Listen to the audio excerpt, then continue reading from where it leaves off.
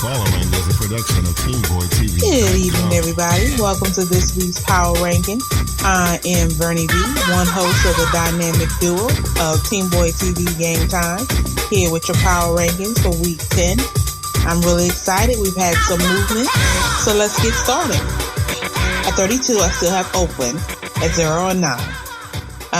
They had no choice to move up this week. They had no kind of chance to move up this week, I should say. They were playing against Denver. We knew that was going to be a no-win.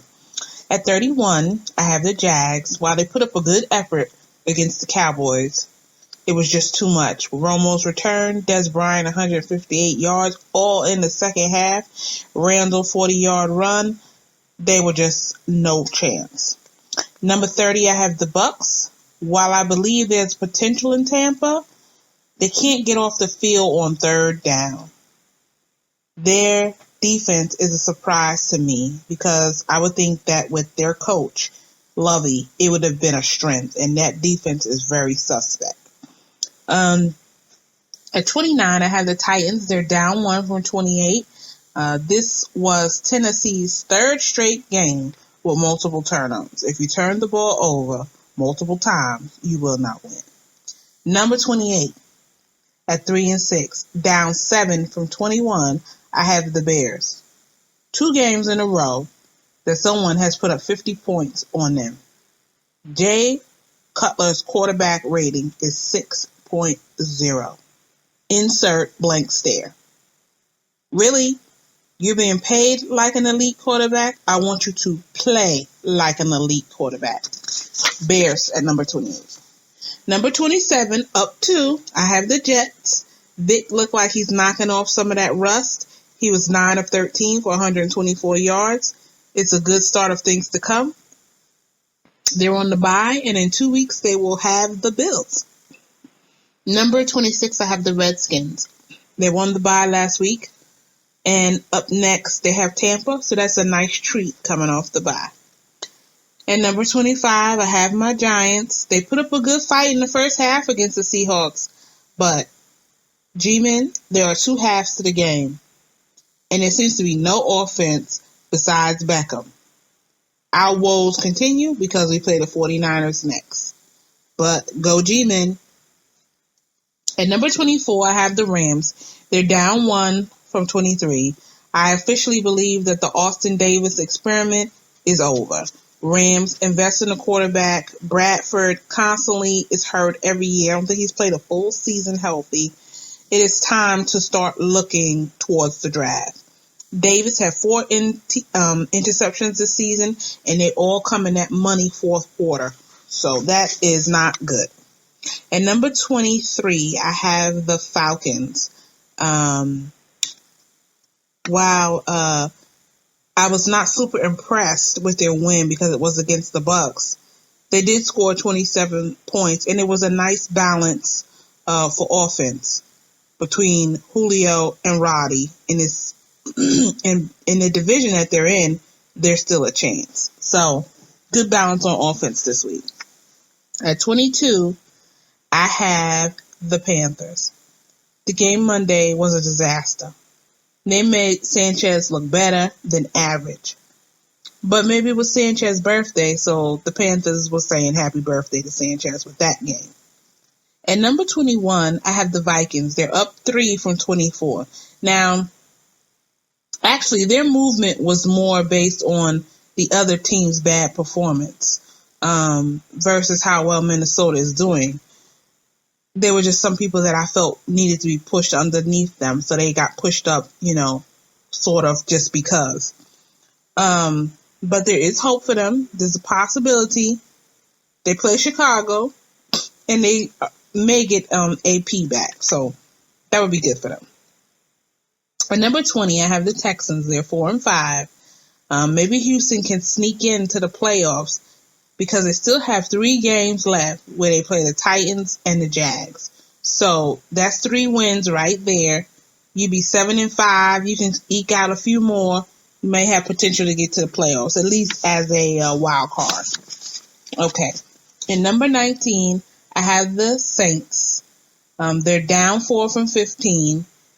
That dome mystique has worn off. after 19 straight wins in a row at home.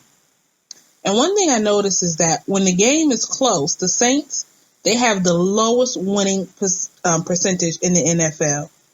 Hey, NFC South, does anybody want the division? And number 18, I have the Bills. Buffalo allowed Kansas City to hang around all game long. And after a TD to Hogan from Orton, the offense stalled. They have to get it together quick. Because Thursday night, they play against Miami, so it's a short week. Number 17, I have Miami. They're down 3 from 14. What we found out was that under pressure, Tannehill is not as quick enough to get rid of the ball. So I'm not really feeling them right now. I know they did really good against the Chargers, but then I haven't really seen anything from that offense looking sharp. So, and Tannehill under pressure concerns me. Number 16, I have the Chargers. They have the Raiders and the Rams at home, and I'm expecting that Phillip Rivers is going to get this ship right. After that sting 2 weeks ago from Miami, he has a lot to prove. At number 15, I have the Bengals. They're down 3 from 12. Andy Dalton, 3 INTs, benched. What is wrong in the other Queen City? Neither team, Panthers or Bengals, has been right after that tie game. At number 14, I have the Steelers. Down 5 from 9. I guess I got a little crazy pushing them up after Big Ben had that spectacular performance. He looked pedestrian against the Jets. And once again, he's removed his name out of that elite quarterback talk. Number 13, I have the Rams. Justin Forsett put up some Ray Rice numbers with 112 rushing yards and 2 TDs. And number 12, I have the 49ers. They are up 4 from 16. They went in that dome, and they got the job done. But still, they're not playing complete. It was more a lack of the Saints' defense than great 49er play. But a win in the dome is a win. Number 11, I have the Browns. They're moved 8 from 19. I'm impressed with these division leaders. They took over that game on all phases. They had 132 yards rushing, 3 TDs. They made a statement to the NFC North. It's our time. Okay, now we're moving into the section of teams that I call the real deal. This is the top 10. So at number 10, I have the Seahawks. They're 6-3, so they're up 1 from 11.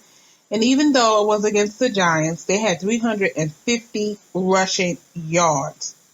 That is their best since week 16 of 2012 against the Chiefs. So you can say what you want. You know, I know the Giants are soft, but 350 yards is still serious business. Number 9, I have the Chiefs.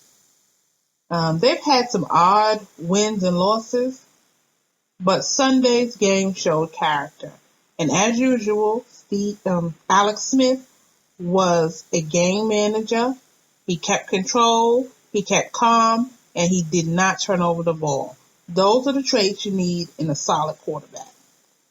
Number 8, I have the Cowboys. Des Bryant looked great. I can't stand Dallas, so let's move on. That's all I'll say. Yes, I'm a hater. Number 7, I have the Colts. They're down 2 from 5. Up next, they have the Pats.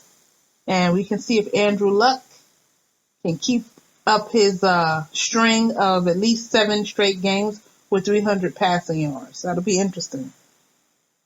Number 6, I have Green Bay. Wow, Aaron Rodgers is amazing. With a 99.8 QBR on Sunday, the Bears definitely help him pad that stat. Number 5, I have the Lions. They're up 3 from number 8. You had Calvin Johnson coming back. Woo-woo, love some Megatron. But his return really helped Golden Tate because they had both of them topped 100 receiving yards in the same game, which is the first time that's happened this season.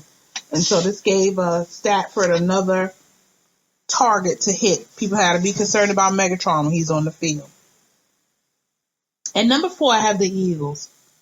Mark Sanchez had no turnovers, and that's the most important stat for him.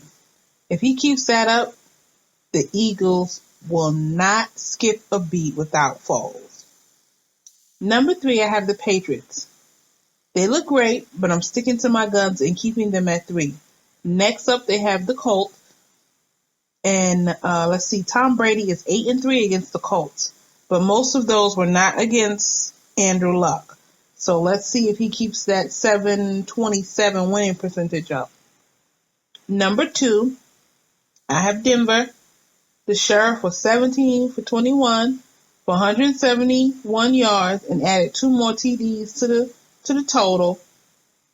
And if you have not seen it, look up the clip of Osweiler trying to get into the game and Peyton Manning with his helmet on like, no, dude, ride the pine. It is hilarious. Number 1, I still have the Cardinals. They're the first team this year to get to 8 wins.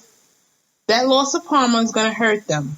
But I believe that this Arian run team and Stanton can get the job done. The Cardinals are good on defense. They're good on offense. And they're good on special teams.